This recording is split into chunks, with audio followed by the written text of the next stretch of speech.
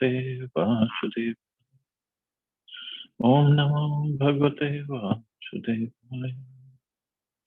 Narayana Namaskritya Naram Narottamam Devim Saraswatim Vyasam Tato Jayantiri Nashtupraim Shivabhadreshu Nityam Bhagavate Bhagavati Uttam Shloke Bhaktir Bhavati Naishtiki.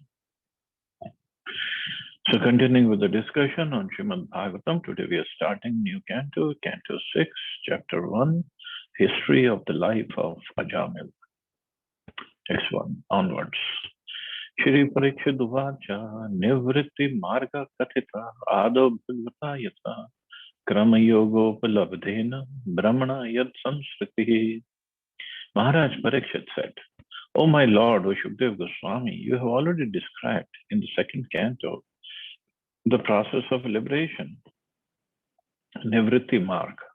By following that path, one is certainly elevated gradually to the highest planetary system, Brahmaloka, from which one is promoted to the spiritual world along with Lord Brahma. Thus one's repetition of birth and death in the material world ceases. Third one.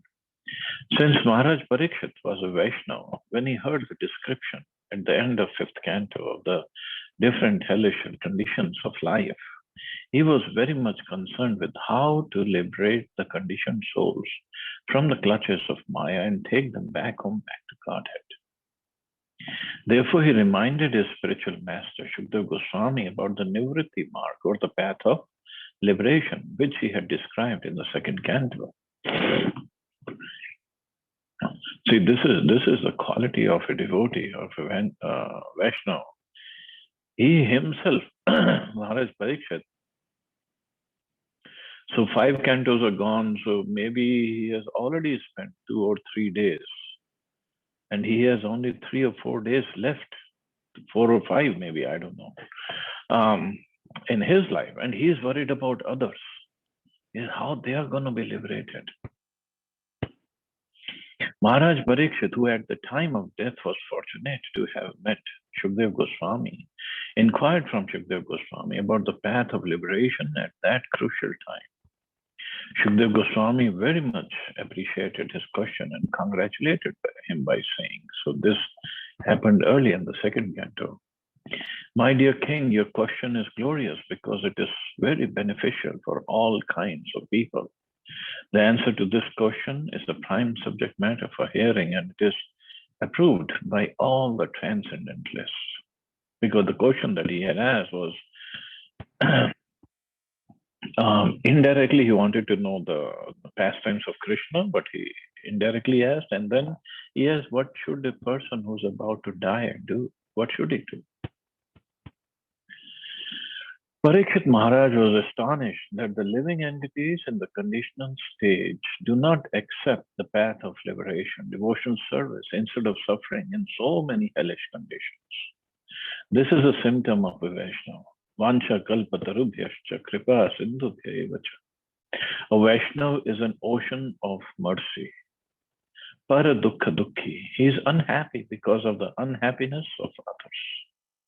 Therefore, Parikshit Maharaj, being compassionate towards the conditioned souls suffering in hellish life, suggested that Shukdev Goswami continue describing the path of liberation, which he had explained in the beginning of Srimad Bhagavatam.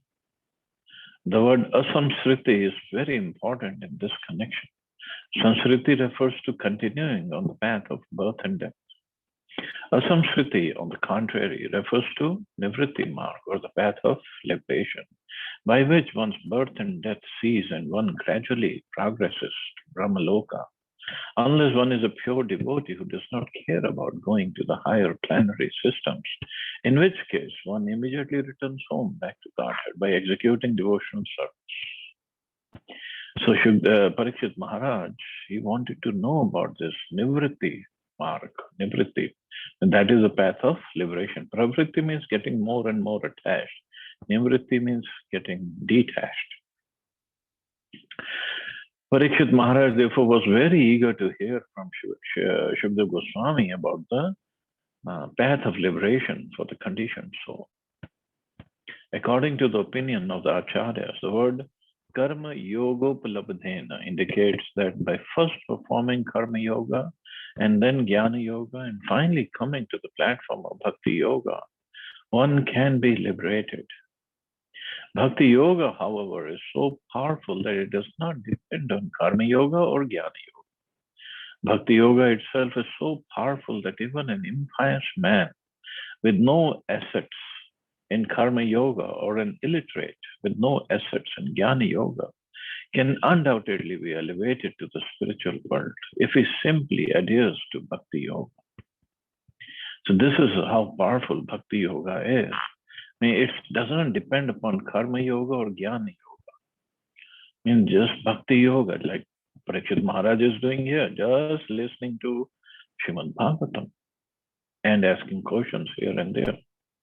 Shukdev Goswami is performing by chanting Srimad Bhagavatam, by speaking on Srimad Bhagavatam, and all the sages sitting there, they're listening. So everybody is performing bhakti yoga. There is no karma yoga or jnana yoga involved there. But that is it takes them back to the spiritual world. This is how powerful bhakti yoga is. Krishna says in Bhagavad Gita that by the process of bhakti yoga, one undoubtedly goes back to Godhead, back home to the spiritual world. Yogis, however, instead of going directly to the spiritual world, sometimes want to see other planetary systems, and therefore they ascend to the planetary system where Lord Brahma lives, as indicated here by the word Brahmana. At the time of dissolution, Lord Brahma, along with all the inhabitants of Brahmaloka, goes directly to the spiritual world. This is confirmed in the Vedas as follows. Okay, most of the time, Lord Brahma goes back to the spiritual world, but there is also a saying in Vedas or in the scriptures that every living entity who falls from the spiritual world to the material world first takes the position of Brahma in that material world. And then if he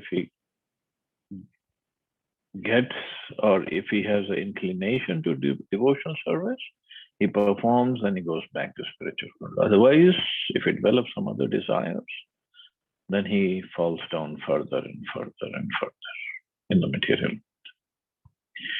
So, in a nutshell, we all were Brahmas at some time in some universe. But we developed some material desires and we kept on falling down. Now we are so fallen, it's so difficult to get up and continue on with devotional service.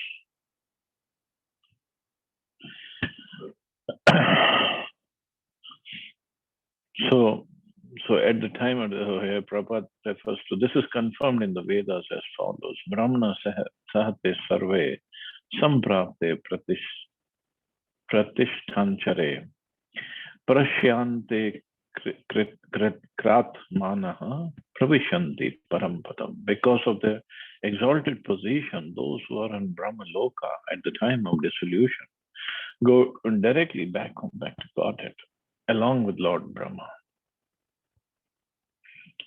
Text 2. Pravritti lakshana sheva tragunya vishyo mune yuva savalina prakriter guna sarga puna puna.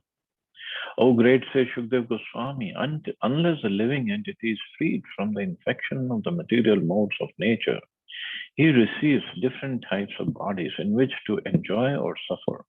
And according to the body, he is understood to have various inclinations. By following these inclinations, he traverses the path called Pravritti Marg, by which one may be elevated to the heavenly planets, as we have already described in the third canto. So because of our infection of the material modes of nature, or the different desires we develop, while in the material world, we receive different types of bodies, going up, down, wherever, and that is the Pravritti Marg, means getting more and more involved. As Lord Krishna explains in Bhagavad Gita 9:25, those who worship the demigods will take birth among the demigods. Those who worship ghosts and spirits will take birth among such beings. Those who worship ancestors go to the ancestors, and those who worship me will live with me. Because of the influence of the various modes of nature, the living entities have various tendencies or propensities, and therefore they are qualified to achieve various destinations. As long as one is materially attached, he wants to be elevated to the heavenly planets because of his attraction to the material world. The Supreme Personality of Godhead declares, however, those who worship me come to me.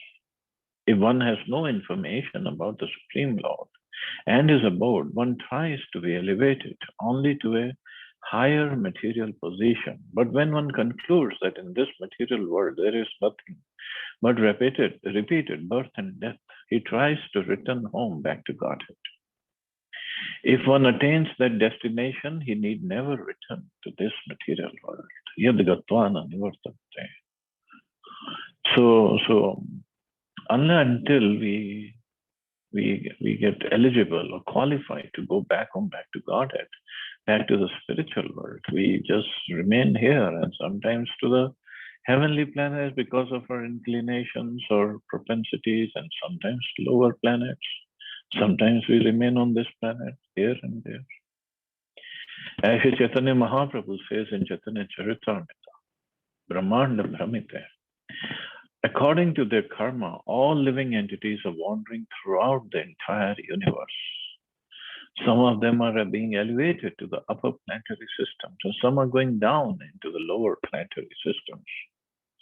Out of many millions of wandering living entities, one who is very fortunate gets an opportunity to associate with the bona fide spiritual master by the grace of Krishna.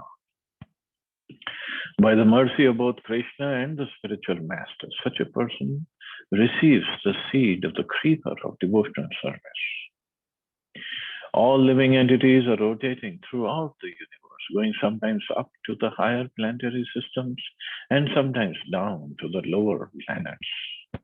This is a material disease which is known as Pravritti Marg. When one becomes intelligent, it takes to Nivritti Marg, the path of liberation, and thus, instead of rotating within this material world, he returns home back to Godhead. This is necessary. So, Pravritti Marg means more engaging senses more and more in sense gratification, more and more in this material world. And hoping by doing so, one gets frustrated. And Nivritti Marg is understanding there's nothing in the material world. Let me just work on liberation, getting out of here. Adharma Lakshana Nana Narkashcha Chanu Varnita Manmantarascha Vyakhyata Adya Swayam Bhuvo Yitaha. You have also described at the end of 5th canto the varieties of hellish life that result from impious activities. And you have described in the 4th canto the first Manvanta, which was presided over by Swayambhuva Manu, the son of Lord Brahma. Text 4 and 5. Priyavrato tan padur vashans charitani cha dvipa varsha samudradre nadya Udyan Vanaspatin Dhara Mandal Sansthanam Bhaga Lakshanam Manataha Jyotisham Vivaranam Cha Yathedam Asrijat Vibhu. My dear Lord, you have described the dynasties and characteristics of King Priyavrat and King Uttanpad. The Supreme Personality of God had created this material world with various universes, planetary systems, planets, and stars, with varied lands, seas, oceans, mountains, rivers, gardens, and trees, all with different characteristics. These are divided among this planet Earth, the luminaries in the sky, and the lower planetary systems. You have very clearly described these planets and the living entities who live on them. So that was basically the summary of 5th canto. Here the words Yathedam Asrijat Vibhu clearly indicate that the Supreme, the Great, the Almighty Personality of Godhead created this entire material world with its different varieties of planets, stars, and so forth. Atheists try to conceal the hand of God, which is present in every creation, but they cannot explain how all these creations could come into existence without a competent intelligence and almighty power behind them. Simply to imagine or speculate is a waste of time. In Bhagavad Gita, the Lord says, Aham sarvasya prabhu. I am the origin of everything. Mattah sarvam pravartate. Whatever exists in the creation emanates from me. And iti matta bhajante mam buddha bhava samarpita. When one fully understands that I create everything by my omnipotence, one becomes firmly situated in devotional service and fully surrenders at my lotus feet. Unfortunately, the unintelligent cannot immediately understand Krishna's supremacy. Nonetheless, if they associate with devotees and read authorized books, they may gradually come to the proper understanding, although this may take many, many births. As Krishna says in Bhagavad Gita, after many births and deaths, he who is actually in knowledge surrenders unto me, knowing me to be the cause of all causes and all that is. Such a great soul is very rare. Vasudeva Krishna is a creator of everything, and his energy is displayed in various ways. As explained in Bhagavad Gita, a combination of the material energy and the spiritual energy, the living entity, exists in every creation. Therefore, the same principle, the combination of the Supreme Spirit and the material elements, is a cause of cosmic manifestation. So this is what Maharaj Parikshit is telling Shukdev Goswami. You have described all this. And Prabhupada makes sure that we understand everything is created by Krishna. Nothing just happens on its own. And those who have understood it, they have nothing else to do but to surrender into the lotus feet of Lord Krishna. Because without Krishna, and none of his energies will be there, and without all the energies, nothing will happen, material world, or in anywhere else. Text 6. Adhuneha mahabhaga yatheva narakan naraha nano yatan yatma nen yatan me vyakyatum arhasi. O greatly fortunate and opulent Shukdev Goswami, now kindly tell me how human beings may be saved from having to enter hellish conditions in which they suffer terrible pains. So this is a devotee. So far he just glorified Shukdev Goswami, that you have described everything.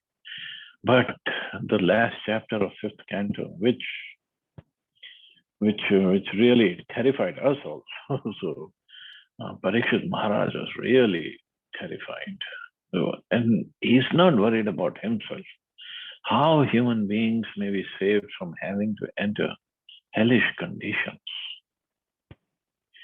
In the 26th chapter of the 5th canto, Shukdev Goswami has explained that people who commit sinful acts are forced to enter hellish planets and suffer.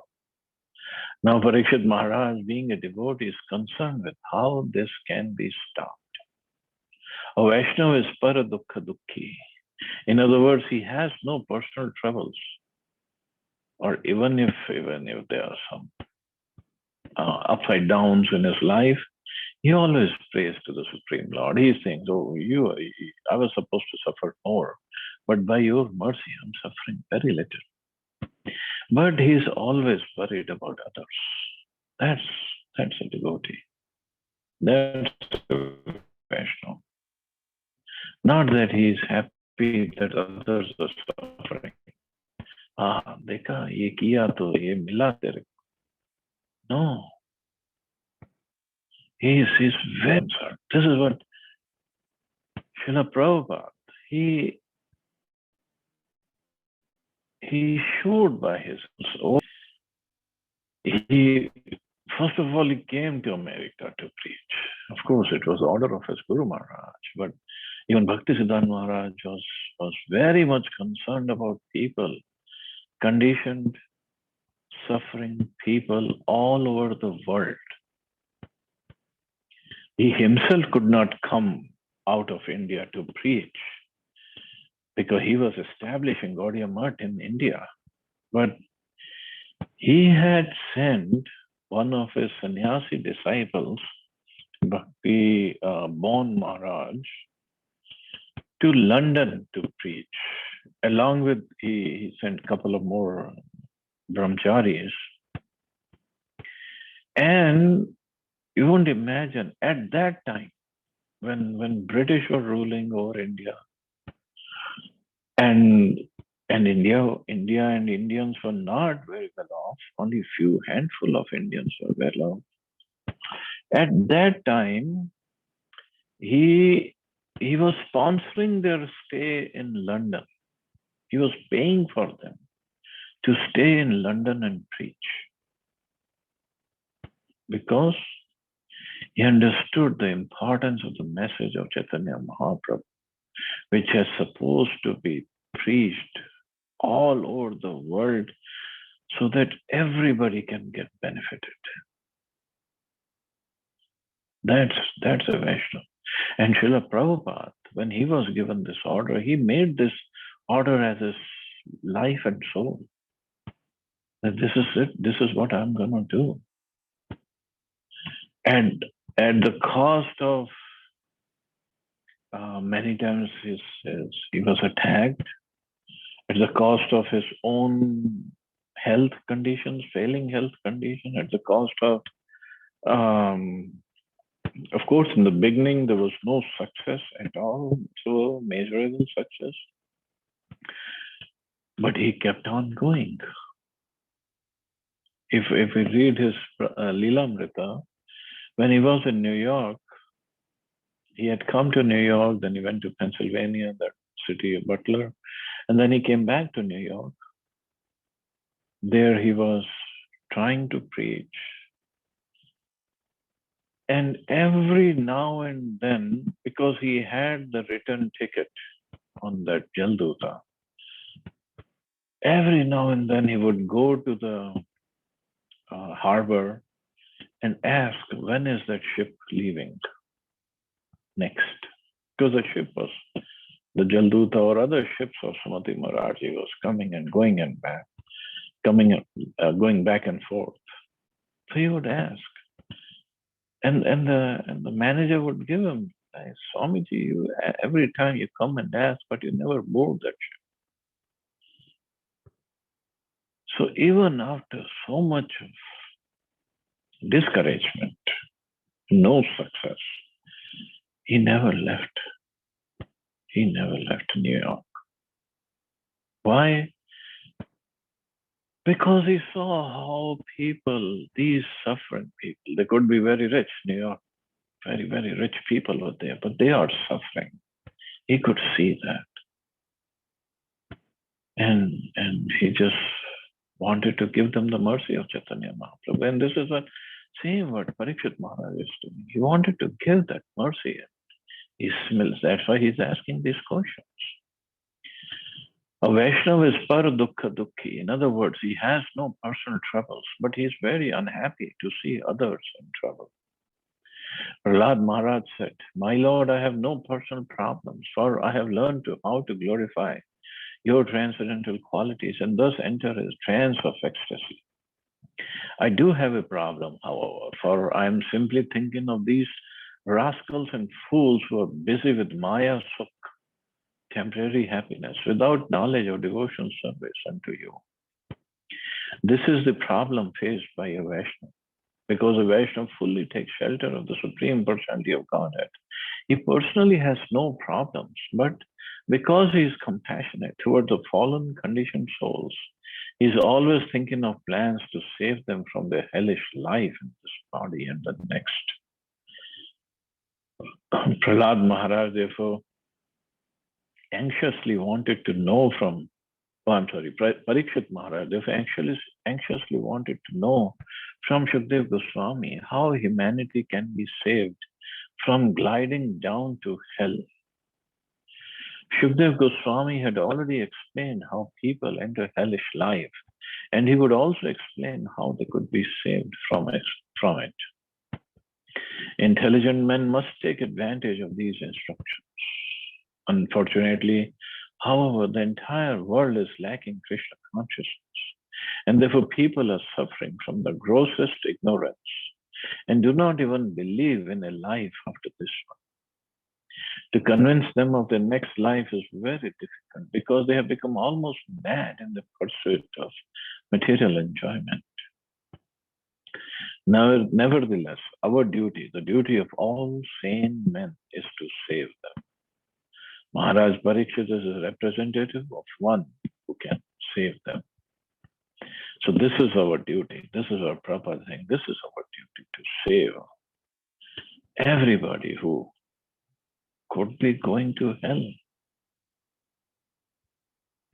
And even if they're not going to hell, even if they're very pious, but at the most they would be going to heaven. But after pious activities are over, again they would come back. And again, they might end up committing sinful activities. So why let everybody suffer, rot here in the material world? So this is what the mood of a Vaishnava is, a preaching, a preaching Vaishnava. That's what Prabhupada's mood was. Audarya. Audarya means compassionate mood. And since we are followers of Srila Prabhupada, the same mood we have to adopt. Whichever way we can preach. There's so many different avenues Prabhupada has given us. Whichever way we can, we should try our best. That's all. Okay, so I guess we can stop here. See anybody has any question or comment?